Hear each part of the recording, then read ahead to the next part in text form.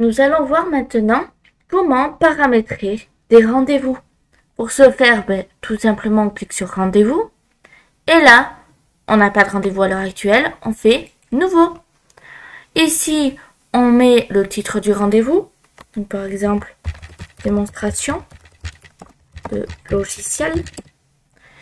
On met la durée, donc par exemple on peut laisser 1 heure. Là, on fait une programmation de, par exemple, 2 minutes avant, 2 heures avant, pardon. Minimum 2 jours avant. La date, donc on choisit. Par exemple, ça sera le 14. Et là, on peut mettre la date de fin. Par exemple, le 11. Autoriser l'annulation jusqu'à là, on met l'heure avant. Donc, on peut regarder disponibilité. Donc, par exemple, les utilisateurs ou les ressources. Donc, utilisateurs qui peuvent venir, on peut mettre les personnes. On peut ajouter des photos ou non. Et on peut choisir l'utilisateur, la source, etc. Ensuite, niveau horaire, on peut mettre donc les lundis, mardis, jeudi, vendredi. Donc, ça se paramètre. Donc, par exemple, on peut mettre le matin à 10 h jusqu'à midi. Non, le lundi après-midi. Le mardi, ça peut être 9 h jusqu'à 13 h, par exemple. Pas de mardi après-midi. Et on va dire que c'est tout. Donc, je supprime ce que je n'ai pas besoin.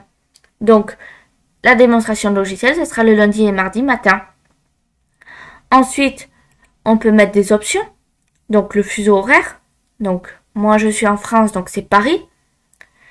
L'emplacement. Donc, là, c'est du fictif, je le précise. Mais on va mettre à terme. Donc, ça veut dire que là, on a l'adresse. On peut mettre un lien de visioconférence. Donc là, on a Odoo qui le propose. S'il y a un paiement à l'avance ou non.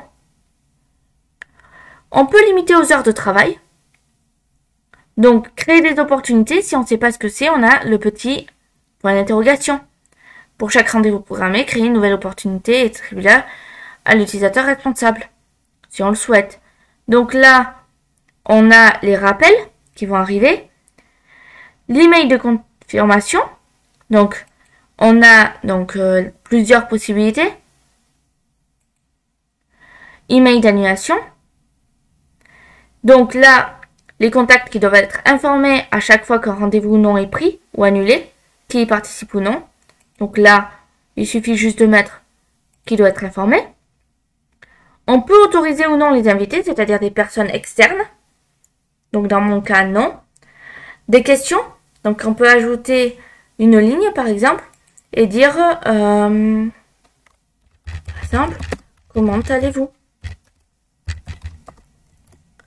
Là, on peut choisir le type de réponse. Est-ce que c'est une seule ligne, plusieurs lignes, un menu déroulant, une seule réponse possible, des cases à cocher? Est-ce que c'est une réponse obligatoire ou pas?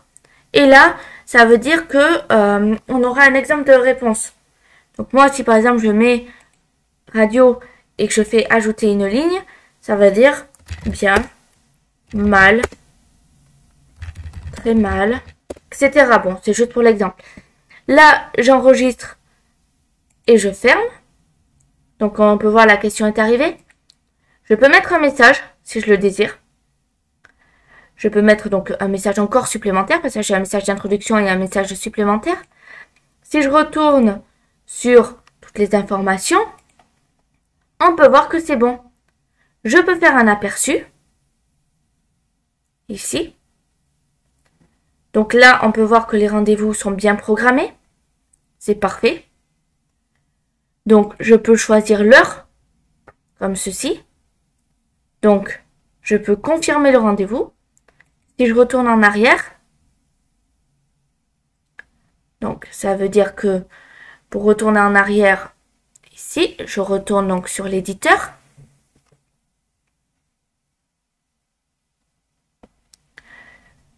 Alors, là, ça veut que je choisisse un rendez-vous. Donc, je choisis bien, par exemple. Je mets le numéro de téléphone.